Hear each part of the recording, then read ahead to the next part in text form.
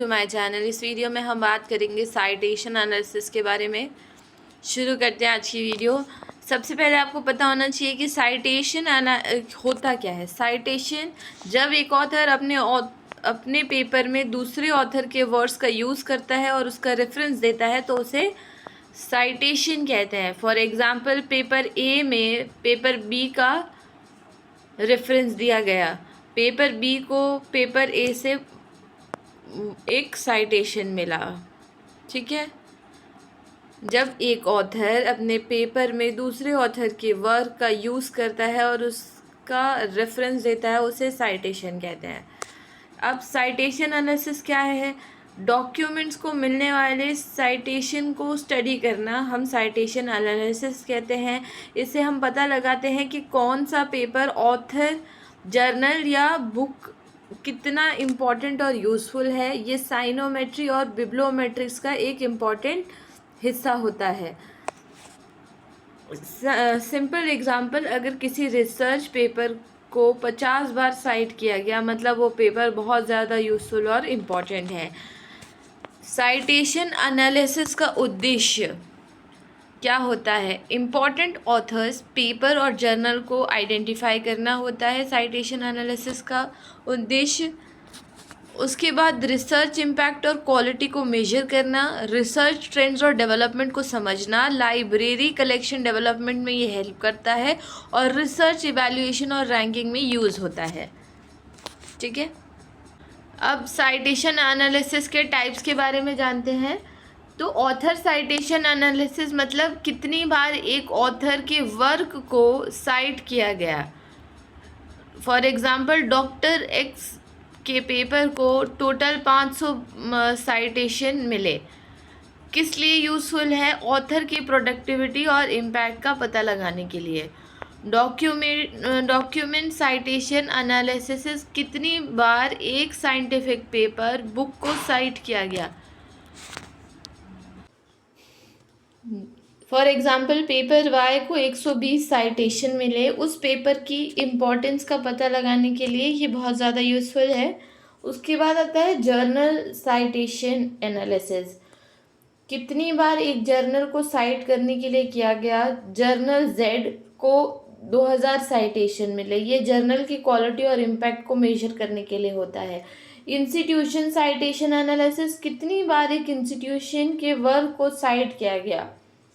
University A के papers को 3000 citation मिले, ये एक एग्जाम्पल है। ये इंस्टीट्यूशन की रिसर्च परफॉर्मेंस को मेजर करने के लिए होता है। कंट्री साइटेशन एनालिसिस, कितनी बार एक कंट्री के रिसर्च पेपर्स को साइट किया गया। इंडिया के पेपर्स को 15,000 साइटेशन मिले। कंट्री के रिसर्च आउटपुट और इम्पैक्ट को मेजर करने के लिए ये यूज़फुल होता है। सबसे पहले आप यहाँ देखिए इम्पॉर्टेंट टर्म्स। साइटिंग डॉक्यूमेंट्स, जो डॉक्यूमेंट किसी दूसरे डॉक्यूमेंट को साइट करे।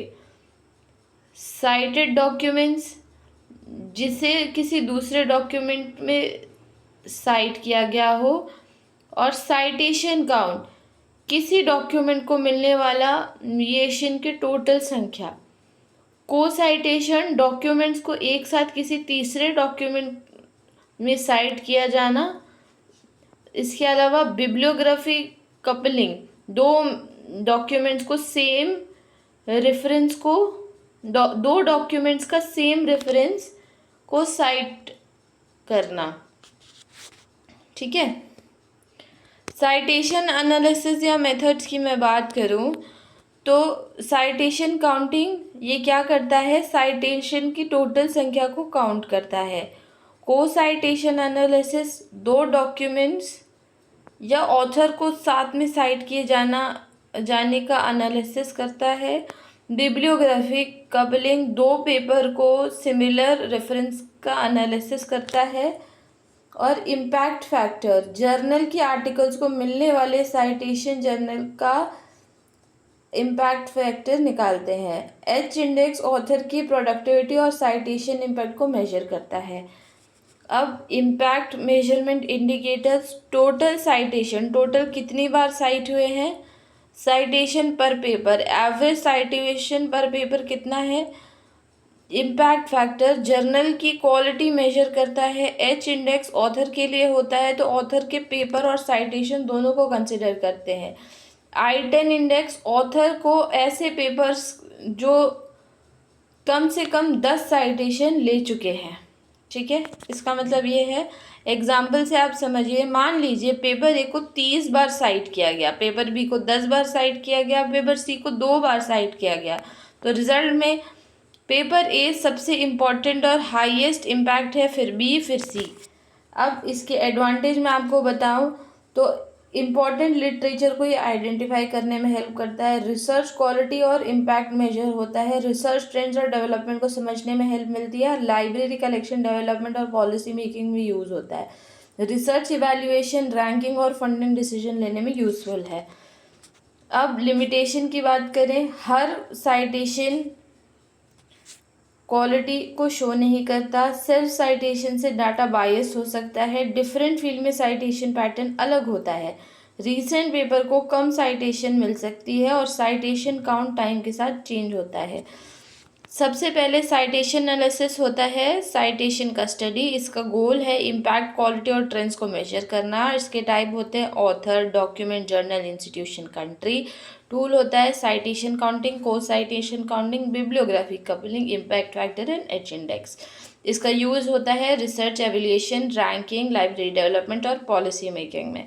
One line revision, citation analysis हमें बताता है कि कौन सा ऑथर, पेपर, जर्नल या कंट्री रिसर्च में कितनी बार कितना इम्पॉर्टेंट और इम्पैक्टफुल है साइटेशन की संख्या के थ्रू। ठीक है, thank you and have a good day to you. Video अच्छा लगे तो ज़रूर चैनल को सब्सक्राइब कीजिएगा एंड प्लीज़ डू कमेंट।